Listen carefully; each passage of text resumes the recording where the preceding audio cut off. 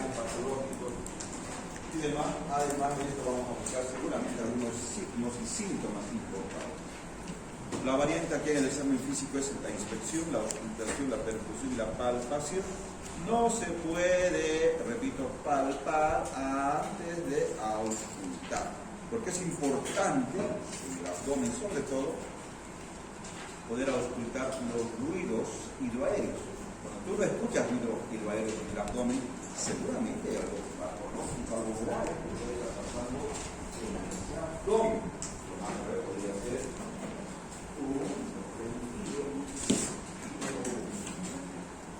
paralítico.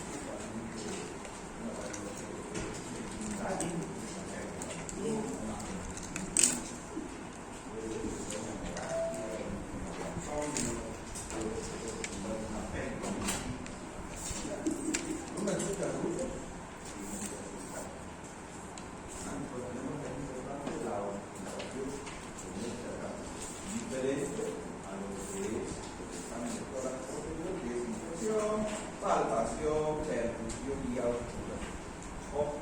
Se ausculta antes de palpar, tocar y ver. Entonces vamos a ver que nos da lo que fíjense, la edad es importante. También tenemos en cuenta lo que es la edad en niños y en adultos no va a ser lo mismo. Las patologías van a diferir. Seguramente los niños vamos a utilizar en otro tipo de patología. No va a ser lo mismo.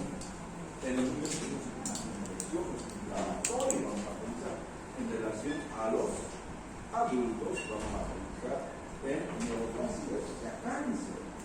No es diferente. No voy a pensar en un cáncer que se llama por otro lado, en el nunca lo vamos a contar.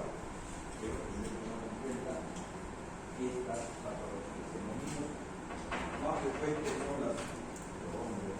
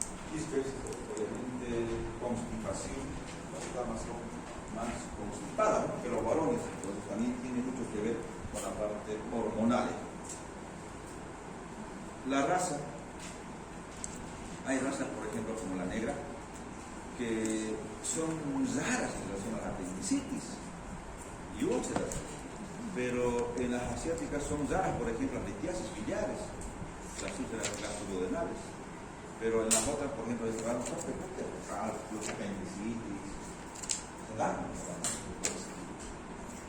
Ocupación tiene mucho que ver, por ejemplo, los que están sometidos al plomo, pinturas, disolventes, etcétera, etcétera, úlceras pépticas, más gastroenteritis, hepatitis, cólicos.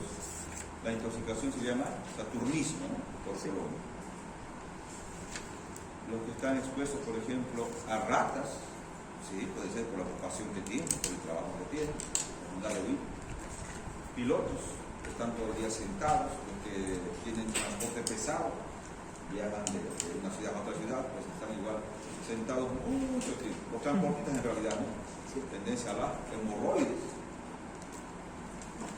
Los de cuello blanco, ¿quiénes son? Pues personas que tienen altos cargos jerárquicos, gerentes de empresas, gente de, qué sé yo, de una consultora que maneja millones y millones de dinero, personas que están bajo su responsabilidad, están bastante estresadas, demasiado estresadas. Entonces, el cuello blanco tiene que referirse al estrés es bastante estrés.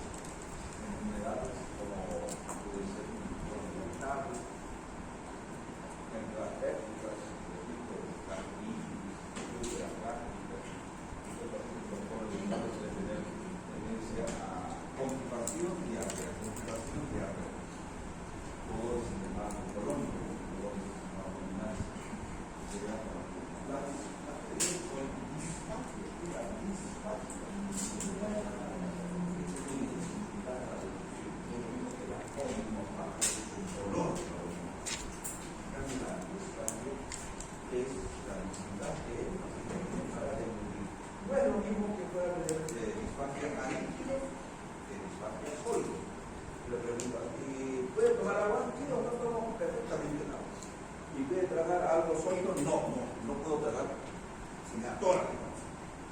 En cambio, un paciente que dice, doctor, no puedo tragar ni agua, tomo agua, se me atora, se me tranca.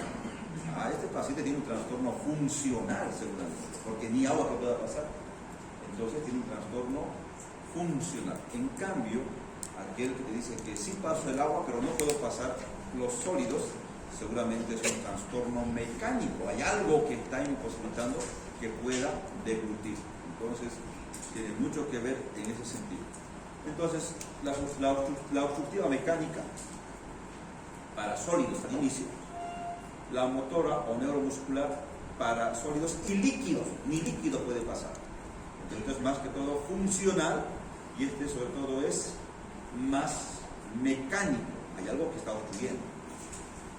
Puede haber tanto procesos extrínsecos como intrínsecos, o sea, ¿qué puede ser extrínseco? Fuera del esófago, algo que comprima el esófago. Un tumor de mediastino puede comprimir al esófago y no puede pasar, ¿sí?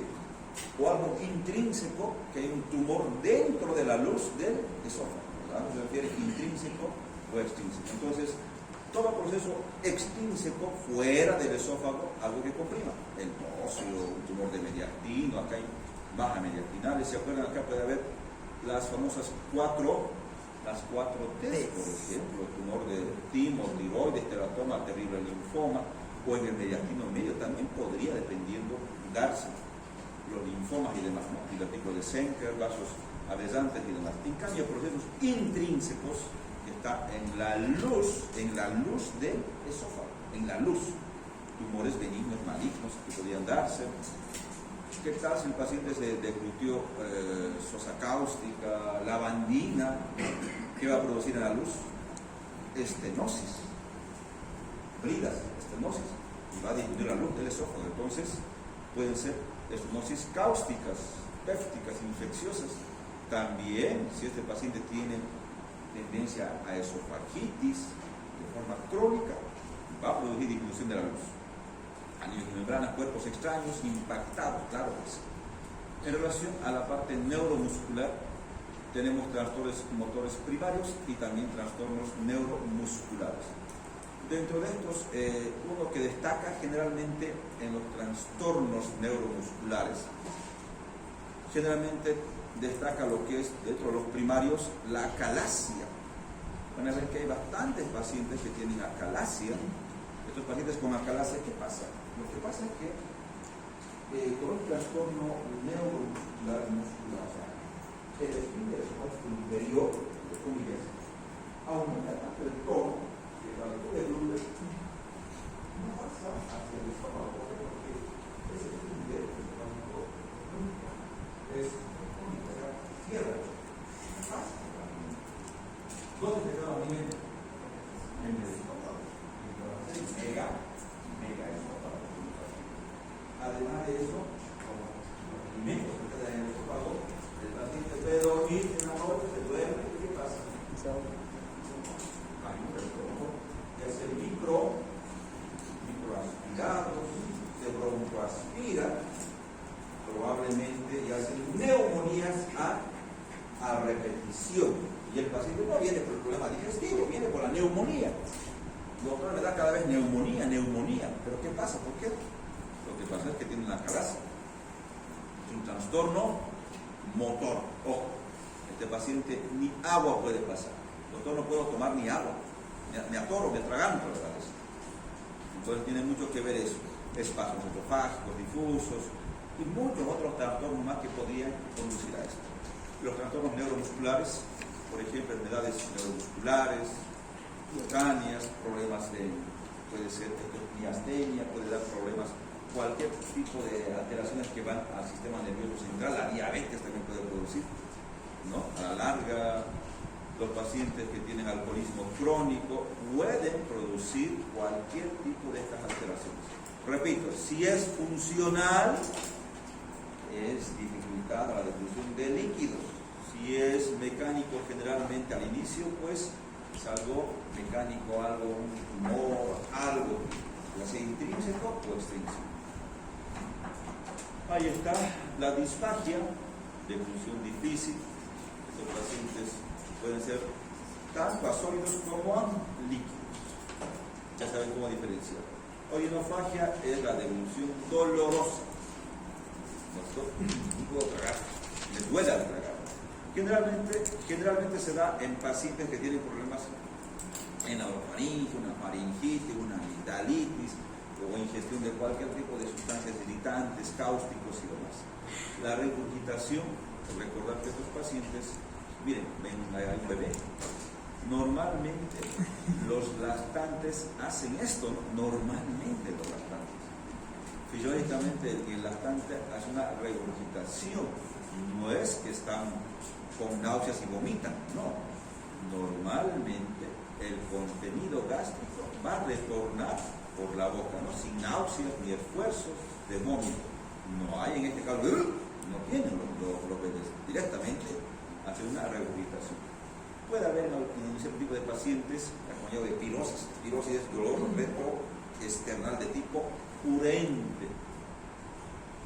También se puede dar a esta la pirosis ardor epigástrico o acidez. El paciente dice, doctor, tengo una acidez, una vinagrera, me quema, como algo agrio, ácido, por decir. Estamos frente a una pirosis, ¿no?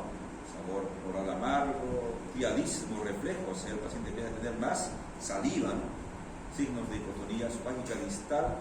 Estos pacientes generalmente pueden tener algún tipo de reflujo gastroesofágico, hernia hiatal, gastrectomías extensas y demás. ¿Qué refiere? Un dolor, un ardor en la región epigastrio, la región retroexterna, una herida que le va ardiendo, para el paciente indica. Los eructos. Recordar que estos eructos es la expulsión violenta y ruidosa de gases, normales si son únicos, ¿sí?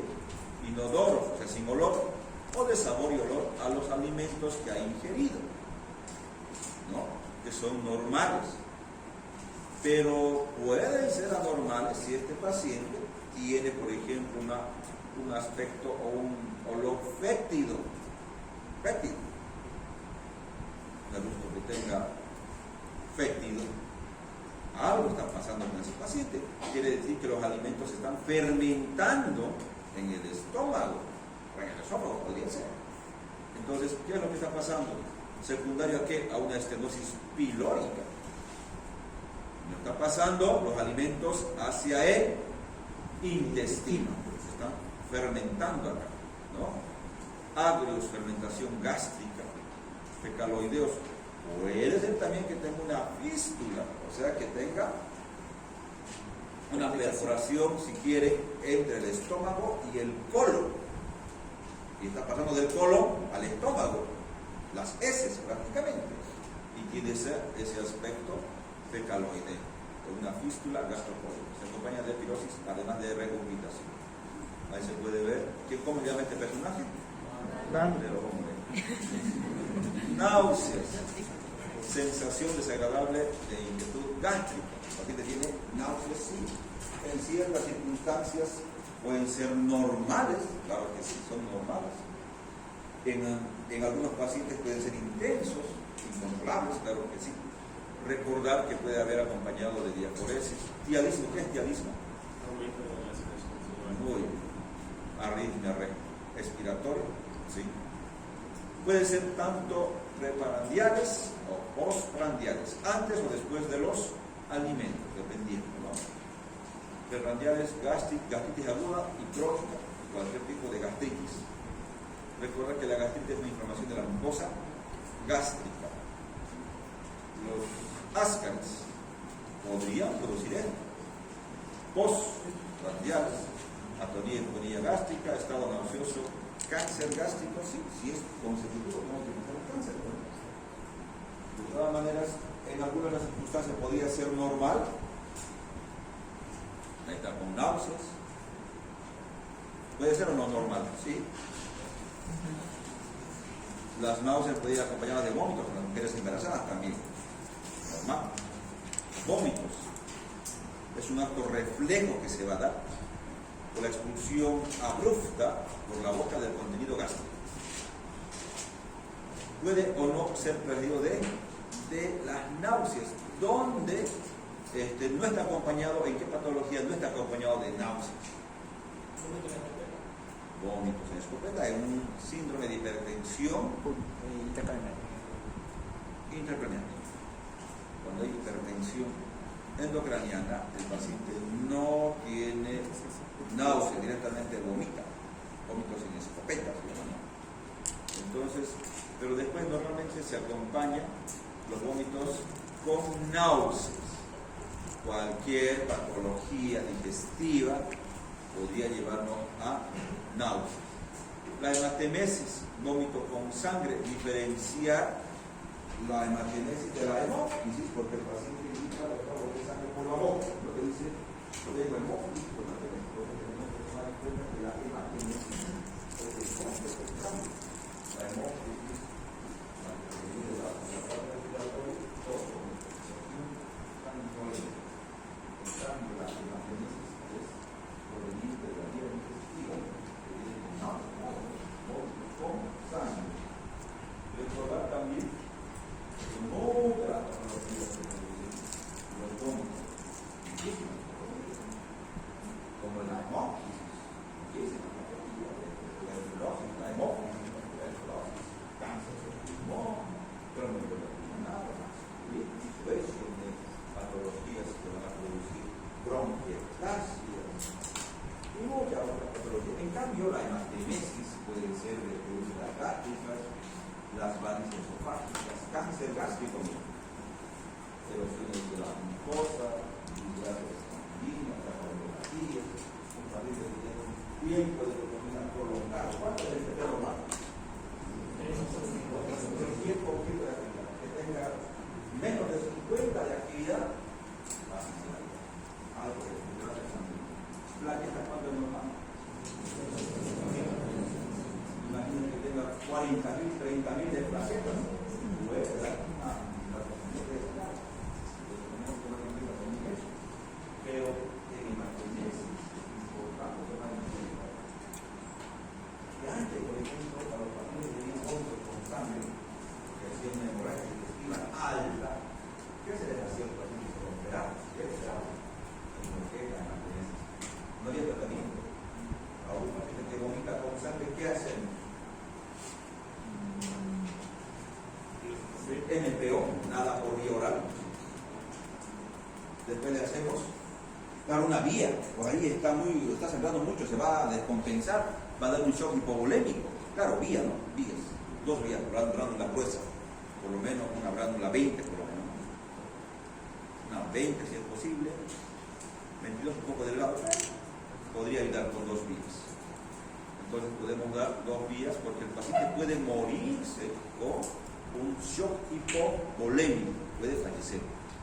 A veces son tantas las úlceras y vomita y vomita y vomita y empieza, o son varices esofágicas más complicadas, ¿no?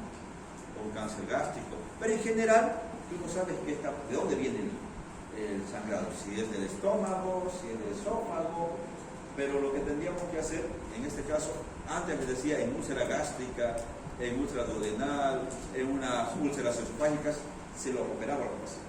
O lo que hacías, tratar de parar la hemorragia, era hacer los famosos, una zona nasogástrica, introducir soluciones fisiológicas frías, para que haya vasoconstricción y no sangre más. Pero eso pasó. Actualmente no se hace eso. Pero antes sí no había medicamentos para parar el sangrado. Sonda nasogástrica, soluciones frías, fisiológicas, fría, para que busque vasoconstricción. Actualmente, desde que ya llegó los medicamentos, tanto la ranitidina como el omeprazol, ¿cómo actúa la ranitidina? Porque es interesante, ¿no? La historia de los pacientes con úlcera gástrica, gastritis, que antes tenían que operarse las úlceras. Ahora ninguna úlcera se opera, a no ser que se perfore. Si se perfora, claro, tienes que entrar, hacer un hemoperitoneo, tienes que entrar inmediatamente. A ver, ¿por qué llama farmacología? Ah, muy bien. ¿Cómo es? A ver, En los receptores H2. muy bien. Entonces, desde que tenemos la ranitidina, por ejemplo, famotidina y demás, cinetidina, no se operan, ya son bloqueadores H2. Los receptores H2 van a bloquear. ¿De qué?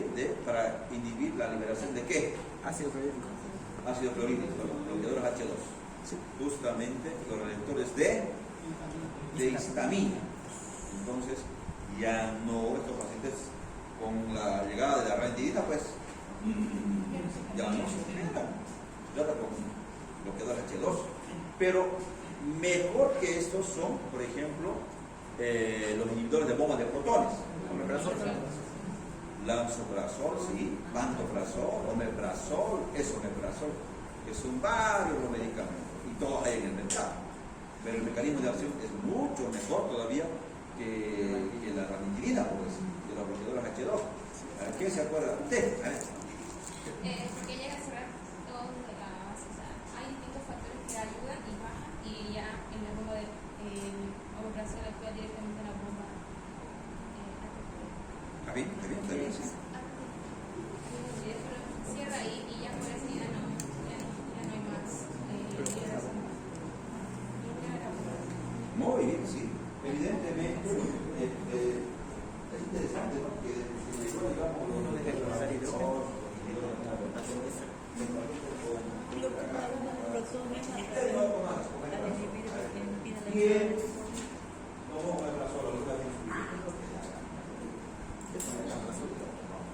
Pero para una úlcera gástrica siempre me gusta sulfato.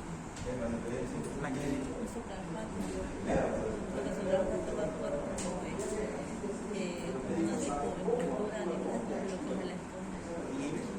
No, es como anamnesis. Y va a proteger todo lo que es la úlcera gástrica. Yo me encontré hace poco con una hidratación. Esa es emergencia. Vamos a notar. De la gastrina y de la acetilcolina. 3 días va a bloquear la liberación de ácido clorhídrico. Por ende, no va a haber extravitación y el paciente va a poder mejorar su gastrina. ¿Bien? ¿Usted lo entendió? Ahí está.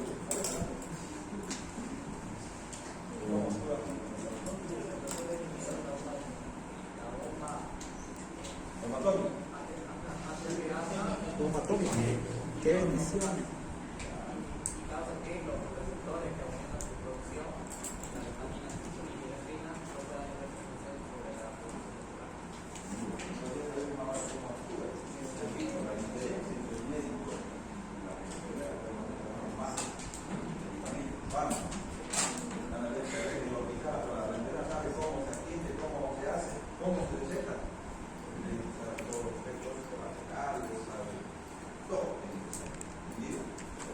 Desde la llegada de estos inhibidores de bomba de protones, además bloqueadores H2, no se opera más los pacientes por una gastritis o por una úlcera duodenal o gástrica, a no ser que se perfore.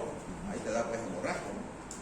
Hemoperitoneo, neumoperitoneo y demás. Bueno, sigamos. Entonces ya sabemos que la hematemesis también va a ser un signo que nos va a acompañar a la hemorragia digestiva alta. Indica hemorragia gastrointestinal alta. ¿Dónde es el límite para decir alta o baja?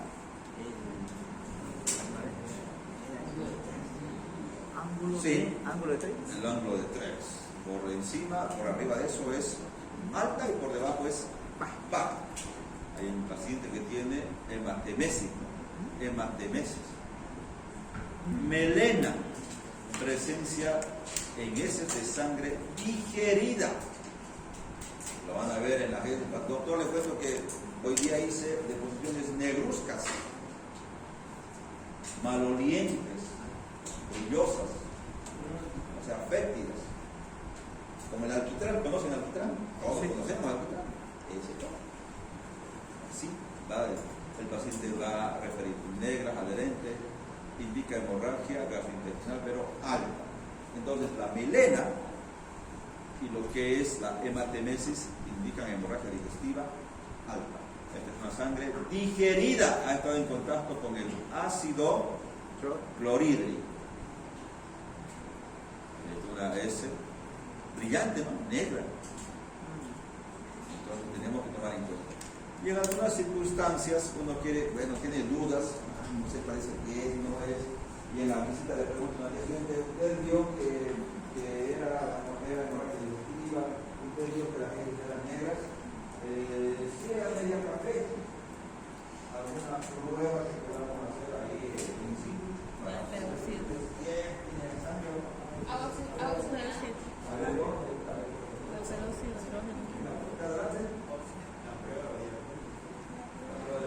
¿Qué se hace en la prueba de Guayaco?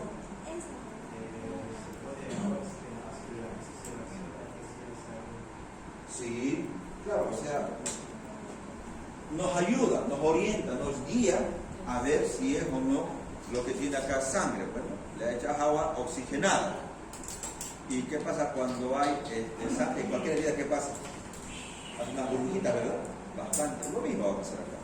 Entonces podría ayudarnos a la prueba de Guayaco para poder hacer, para ver si es que en realidad hay sangre. Por ahí se tomó, no sé, sí, algún tipo de colorantes, o morcilla al final, que te va a dar casi la misma dosis. Te puede confundir. Pero ahí está el ángulo de 3, esfínter esfágico superior, ahí se puede ver el ángulo de 3, hemorragia digestiva alta, hemorragia digestiva baja, ángulo de 3. Ya sabemos que la melena indica que es una hemorragia digestiva alta, la melena, no se olviden. Causas varias, frecuentes, dijimos úlcera péptica, gastritis erosiva, varices esofágicas, síndrome de Mallory-Weiss. ¿Por qué se caracteriza el síndrome de Mallory-Weiss? Cuando hay una rotura de esófago. A ver, vamos a hablar. Cuando hay un desgarro a nivel de la pared del esófago. Ya, pero ¿por qué sería eso? Puede ser por tomar un ácido, sustancias muy ácidas. Ya, puede ser, algo más. Ya, puede ser. A ver, ¿alguien más? Síndrome de Mallory-Weiss, ¿por qué se produce? A ver, para atrás. Síndrome de Mallory-Weiss. Laceraciones esofágicas. Vamos, para acá atrás. ¿Por qué se da síndrome de Mallory-Weiss? Mallory-Weiss. Síndrome de Mallory-Weiss. ¿Alguien más?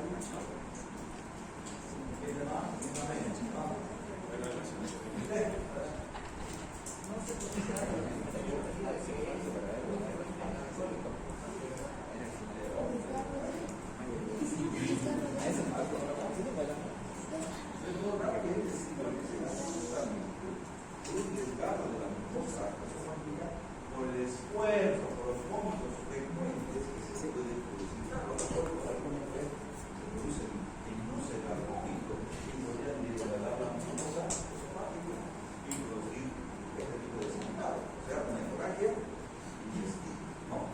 Entonces, son tantos, muchos se producen por causa del vómito. Y este esfuerzo que hace puede desgarrar esta mucosa y darnos este síndrome de Mallory-Weiss. SARS son los tumores de tubo digestivo, trastornos de la hemostasia, dijimos, ¿no? que esté alterado el tiempo de protrombina o que esté alterado las plaquetas, puedan sangrar. Otro tipo de disgracias sanguíneas. Excepcionalmente, divertículos, hemorragias vasculares, fístulas, trauma hepático. Lo demás son raros, pero se podría dar en algún tipo de alteración. Se podría dar algún tipo de vasculitis, etcétera, etcétera, se puede dar. Hematoquesia, la hematoquesia, presencia de sangre rutilante en las heces. O sea, esta no es negra, no es melena. Esta es una sangre rojo rutilante en las heces. Hematoquesia. Deposiciones hemáticas o heces con sangre. Indica hemorragia gastrointestinal inferior. Hemorragia digestiva baja. Repito, no es la otra negra, bueno, una sangre digerida. Ni cómo equivocarse esta, pero si es una sangre roja rutilante, vas a ver con las heces. ¿Qué podría ser debajo del ángulo de Trace? Muchas patologías del colon. Cáncer del colon. Sí, lo primero que pensamos, uno siempre piensa, pues, tiene que pensar lo peor. Tiene que pensar lo peor siempre, ¿no? Sí, unas neoplasias, cáncer de colon, tienen que pensar, pólipos, puedes pensar, diverticulosis, puedes pensar también hemorroides, puedes pensar, que son las más frecuentes en los pacientes, ¿no? Se podría dar este tipo de lesiones, pero sí pensar que algo. En la primera, ¿qué podríamos hacer en la hemorragia digestiva alta? Una endoscopía digestiva alta. En una hematoquesia, ¿qué estudio tendría que hacer? La colonoscopía para verificar por qué sangre. Ya se dan cuenta que ustedes que pueden ya dar un diagnóstico más o menos. Doctorita, doctor, que estoy vomitando con sangre. Tiene omeprazol, ranitidina, hablaremos. Ya tenemos que pensar que tiene que hacer una endoscopia digestiva. Doctor, estoy haciendo deposiciones con sangre. Yo creo que hay que ver si no son hemorroides, si no hay nada por la parte periférica, debe haber algo en el colon, colonoscopía. Ya tenemos una idea de acuerdo a los signos y síntomas que el paciente puede manifestar. La diarrea, ¿qué es la diarrea? El aumento de ¿qué? Del volumen con disminución de la consistencia fecal. Doctor, les cuento que normalmente voy al baño 2 veces. Las damas normalmente van 1 o 2 por día, pero los hombres pueden 3 o 4 veces, generalmente. El hábito, lo que es el ritmo catártico del hombre generalmente no es, digamos, tan espaciado. Hay damas que van cada día, cada 2 días, es normal, se van a dar cuenta. O sea, puede alterarse dependiendo a esto. En relación a la diarrea, repito, es el aumento del volumen. No decimos, digamos, 3 deposiciones en diarrea, no, sino que nos basamos en el aumento del volumen y además de la disminución de la consistencia fecal. Preguntamos, ¿ustedes cada qué tiempo van? Después yo voy al baño 2 veces, pero tengo 5, 6, 7 veces. O tal vez 4 veces. Va a depender mucho de la consistencia, ¿no? Y el hábito del paciente sobre todo. Ahí se puede un paciente que está con diarrea. ¿A qué se refiere? O sea, ¿qué pensaría cuando tiene un paciente con diarrea? ¿Qué haría en la parte ya más clínica, en la parte diagnóstica? ¿Qué tendría que hacer la diarrea? Compro paracetamol. Sí, y la Sería. Compro. una diarrea que es bonito. Hay que hidratarlo.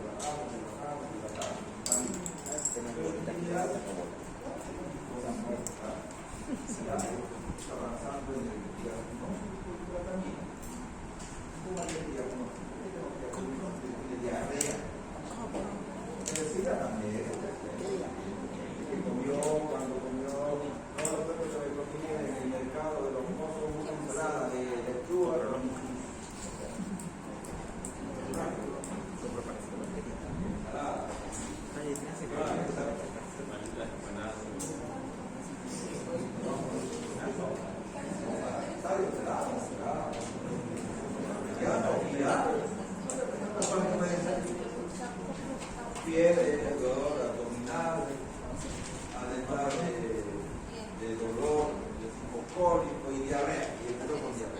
No es lo mismo que tengas la diarrea sangre. Si tienes sangre, gracias.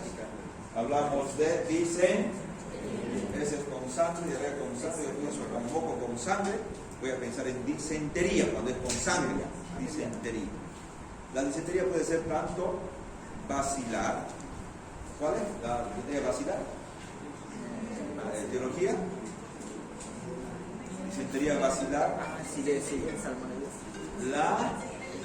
Sigue, ¿Qué van a pensar? sigue. Bacteriana, origen bacteriano. Si es Ahí la bacteriana. disentería vacilar es la. Sigue ella. Sigelosis. Sigelosis. Y si fuera parasitaria, disentería parasitaria. ¿Cuál? Amebiasis. La amebiasis, generalmente voy a pensar. O sea, ya tengo una idea.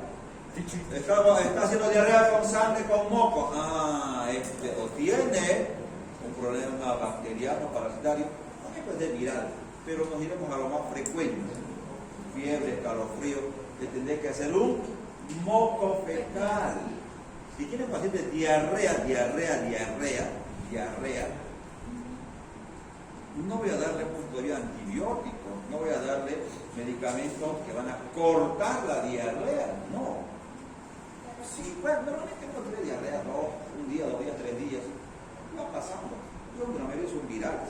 Pero ¿qué tal si este paciente está más, o es un bebé, es más complicado?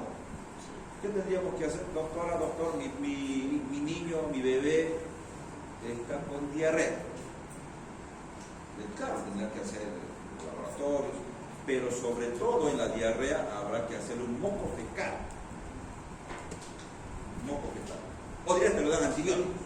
Tiene diarrea, es amarillenta, suelta, abundante, 7 veces por día, 8 por día, no para, doctora, doctor no para, sigue con diarrea. ¿Tiene sangre? No tiene sangre. ¿Tiene moco? No tiene moco, pero es intensa la diarrea. Doctora, ¿tiene algo? ¿Ustedes qué le van a dar? Ya, bien, un suero para rehidratación oral, que está deshidratado, o habrá que internarlo para hacerle para entrar. Alguien está durmiendo por atrás, ¿no? A ver, ¿quién está durmiendo? Vamos a ver. Ahorita vamos a preguntar a los que están durmiendo. Párense un minuto, descansen. Pero hombre, ¿qué está haciendo?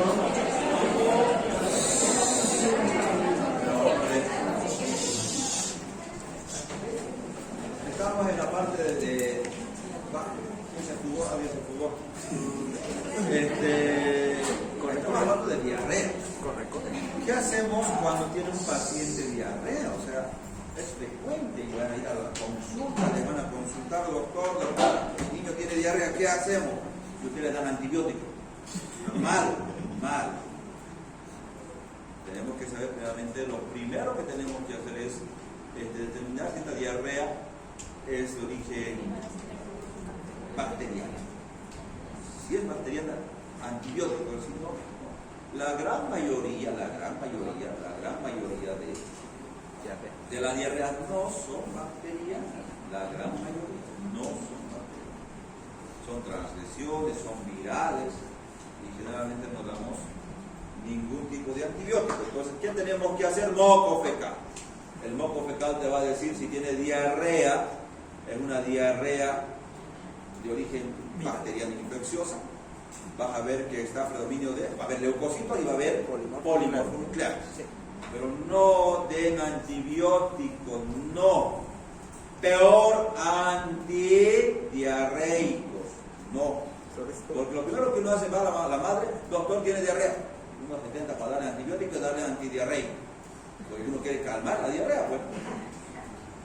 Pero el problema es que recordar que este es un mecanismo de defensa que está haciendo que el niño tenga diarrea.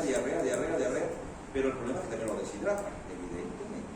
Lo deshidrata al paciente, pero tenemos que hidratar. ¿Sí? Podemos darle, como dijeron, por un probiótico tipo Florestor, una maravilla. ¿Qué es el Florestor? Saccharomyces boulardii. ¿Qué más podemos dar? Suero. ¿Cuál?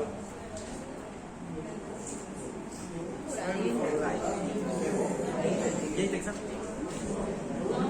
¿Qué te pregunto? ¿Qué te pregunto? No te hablo de eso. No Pero si te dije, te lo dije. Te dije que me preguntó. Te dije que te preguntó. hay que sacarle la boleta.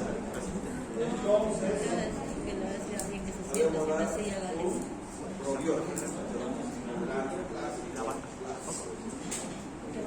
¿Entendido?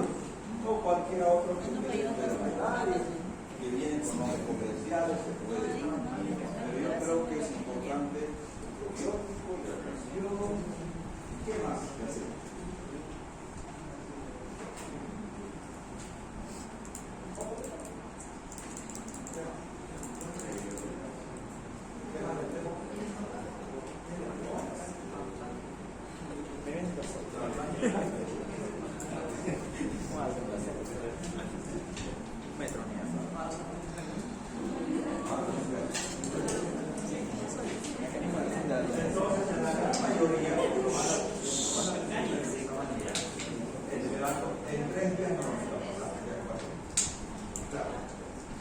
No damos antidiarreico, al menos a un inicio. Esperemos que vaya resolviendo 3, 4, 5 días. Después de eso, si es que no resuelve, no es infeccioso, de por ahí se puede pensar en algún antidiarreico después, nunca al inicio. Porque recordar que si tú cortas la diarrea, esas toxinas todas van a seguir y el paciente puede llegar hasta fallecer. No dar antidiarreicos al inicio, porque estamos viendo que es un mecanismo de defensa que va a tratar de eliminar todas las toxinas, las bacterias, virus que están produciendo esa diarrea. Por eso es la diarrea. Pero, claro, lo puede deshidratar, ojo, nada. ¿Entendido? Ojo, mucho cuidado en manejar diarreas. Van a ir varios, bueno, yo sé que tienen varios, tal vez ya hermanos pequeños, sobrinos, hijos, porque uno se desespera por la diarrea. Y se intenta darle antidiarreico y antibiótico. Peor que el antibiótico, no, peor, la disbacteriosis va a ser peor todavía. No dar antibióticos, a no ser, repito, que sean infecciosas. ¿Tienes duda de hacer cultivo? Bueno, disquesis, dificultad para las deposiciones, dificultad en la evacuación intestinal. Se pueden ver tipo de pacientes que tienen la dificultad, constipación, estreñimiento. Generalmente es una pausa de defecación de más de 2 días o 3 días. Ahí podemos hablar de estreñimiento o constipación. Acá, como dicen, doctor, estoy estítico, le va a decir. Estítico, constipado, evacuaciones de heces fecales en pequeña cantidad, duras, retención en intestino grueso. Los pacientes constipados, repito, pueden ser, generalmente puede darse las damas. Van a ver que vienen muchas damas por este tipo de cosas. ¿Qué se puede recomendar acá? Dietas ricas en fibra, ¿verdad? Más verduras, sobre todo, y fibra, bastante fibra.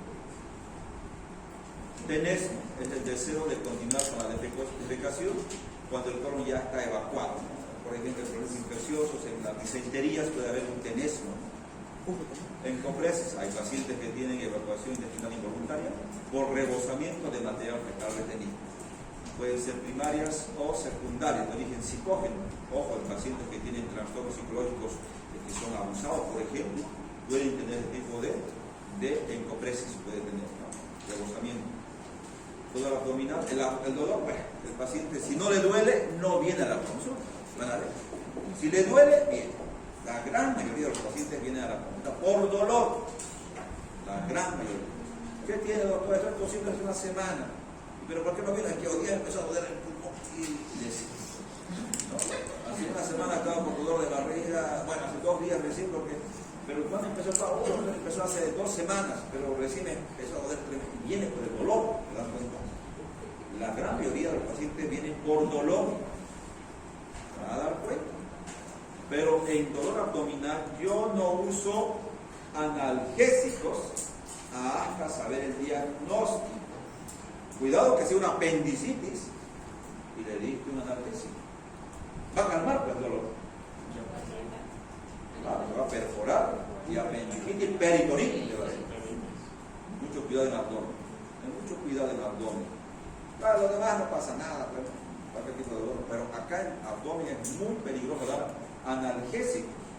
Vas a hacer, lo vas a enmascarar el cuadro. Entonces tenés que saber de qué se trata. Si tiene dolor abdominal, ¿se acuerdan que hablamos, por ejemplo, de lo que es la cronología de Murphy? Sí. Empieza con dolor abdominal en apendicitis, dolor abdominal en la región de epigastrio. A las pocas horas, minutos, al poco tiempo se traslada a fosa ilíaca derecha, la cronología de Murphy, y esto se da generalmente en la apendicitis. ¿Y qué voy a pensar? Y además le hago reflejo y me salió, ¿qué me salió? Lumbar positivo. Lumbar positivo. Y si me sale lumbar positivo, apendicitis, voy a pensar. Lo más probable. Apendicitis. Lo más probable. Es mejor fijar por exceso que por defecto. Si es un peladito, 12, 13, 14 años, pensaría en apendicitis. En las damas es un poco más complicado, porque aquí tenemos los ovarios en las damas, están las trompas. No podría ser. No hay posibilidad de podría ser, pero tenemos que descartar. Porque o sea, era apendicitis, no, creo que no, mejor no, le doy un calmante, antibióticos. De verdad, la peritonitis es grave, se puede morir con peritonitis. Se puede morir con peritonitis. Pero con mucho cuidado, mejor es pecar por exceso que por defecto. Me parece que es apendicitis, mejor lo operas. Mejor. Lo sacaste la apéndice, por si no pasó nada, no pasó nada. Pero que tal si no lo operaste y era apendicitis. ¿Te das cuenta? Más grave. Por eso hay que pensar bien, analizar. La clínica es clara, la clínica es clara. Bueno, dolor puede ser somático, visceral, referido. Recordar también que, aparte del dolor abdominal, se puede dar, pero hombre, esto se bloqueó. Ya se bloqueó. Veamos. Va. De verdad que se bloqueó.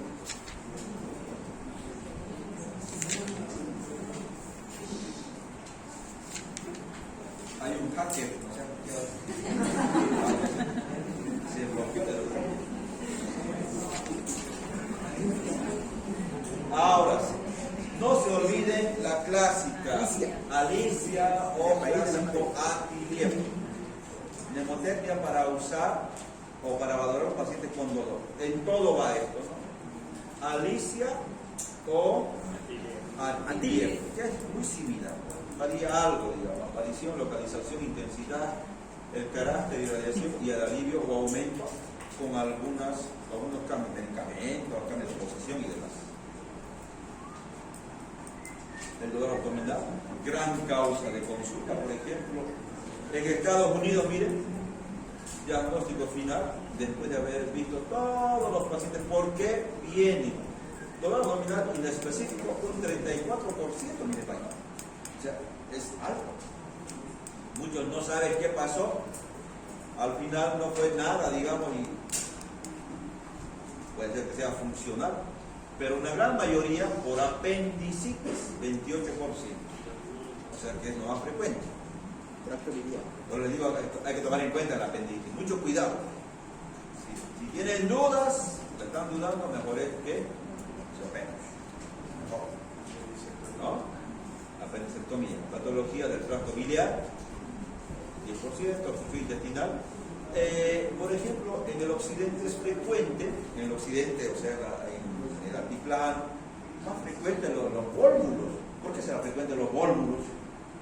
O sea, puede ser que exista, decía el Chagas, puede haber también, hacen megacolon, sí, el Chagas es una causa, pero también las dietas. La dieta rica, por ejemplo, en hidratos de carbono en el occidente es bastante más que en el oriente. Aquí churrasco, carne, es diferente, más proteínas en relación al occidente. ¿Te dan cuenta? También tiene mucho que ver la ingesta de alimentos. Patologías ginecológicas 4%, ahí está. Les decía, mucho cuidado en apendicitis, salpingitis, quiste de ovario, embarazo ectópico. Tenemos que tomar en cuenta esto en abdomen, pancreatitis también, cólico renal, cáncer, diverticular y otros. Entonces, pero de todos estos le tenemos miedo a la apendicitis, ¿no? Porque después nos demandan que nos equivocamos. Peritonitis es grave, por si acaso. Y de acuerdo a eso puede darnos hemiperitoneo, embarazo ectópico, rotura de vaso, un trauma, por ejemplo. El embarazo ectópico, ojo, recordar que hay que tomar muy en cuenta esto parece un chiste, pero cuando va a la consulta y nos pasó varias veces en el ejercicio, me acuerdo que hace unos 8 o 9 años, no pasaba más de los 16 años, la su mamá con dolor abdominal, y resulta que tenía dolores por la calle, es una apendicitis. Y le preguntamos, ¿está embarazada?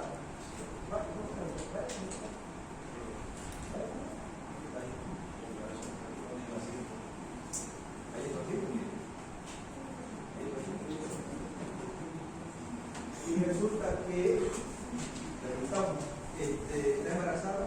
Su madre se molestó. ¿Cómo hablan de eso de mi hija? Y es verdad, madre, cuidado, es verdad. A veces no se molesta, se ofenden los familiares. Pero nosotros estamos viendo por el bien del paciente. No, ¿cómo es posible? No puede ser. ¿Cómo hablar de mi hija? ¿Cómo? No responde. Pero tenemos que preguntar y tenemos que fecha de demostración. Y la niña, bueno, nada. No, con temor a sus papás, a su madre, pues nada. Pasó, y bueno, a ver, hagamos todo. Por protocolo tenemos que hacer el examen, el test para embarazo. En este caso, en sangre, bueno. Porque el de orina, pues no tan específica, pero sí en sangre, claro. Y resulta que es positivo. Embarazo ectópico. Y estaba empezando a hacer ya, bien a sangrar, hace un shock hipovolémico. Se puede morir, es grave, es grave. Imagínense, ten mucho cuidado en las damas en esta parte, ¿no?, del embarazo ectópico. A ver, un poco de tino al hablar, pero siempre hacemos en la mujer prueba de embarazo. ¿Listo? Pero le digo, no se las crea a las damas, pero si están con el temor de que si están embarazadas, mucho cuidado. Les puede pasar, ¿no? Imagínense, no está, bueno, debe ser entonces una infección urinaria antibiótico. Se muere. Puede morir la paciente por un shock hipovolémico. Hay mucho cuidado. Pareciera chiste ahora, pero cuando sean médicos ustedes van a asumir la responsabilidad. ¿Listo? Mucho cuidado en ese sentido. Extraperitoneales, miren, no solamente el dolor abdominal es por un problema abdominal, neumonía y radiación. Una neumonía basal. Una neumonía basal te va a dar dolor en el abdomen. Y no tenía nada del abdomen, era una neumonía. Tromboembolia pulmonar, infarto de miocardio. Cuando es de cara inferior el infarto, hay epigastrio, te irradia el dolor. Ya ves, te equivocas. Debe ser gastritis, y era un infarto de miocardio. ¿Te das cuenta? Mucho cuidado en eso. Pericarditis, insuficiencia cardíaca. En la parte genitourinaria, pielonefritis, cólico renal, infarto renal, acidosis metabólica puede ser, insuficiencia renal, herpes zóster en la parte neurológica. O sea, ojo, mucho cuidado. Puede ser que sea con un problema abdominal. Vamos a dejar para la próxima la fotografía abdominal.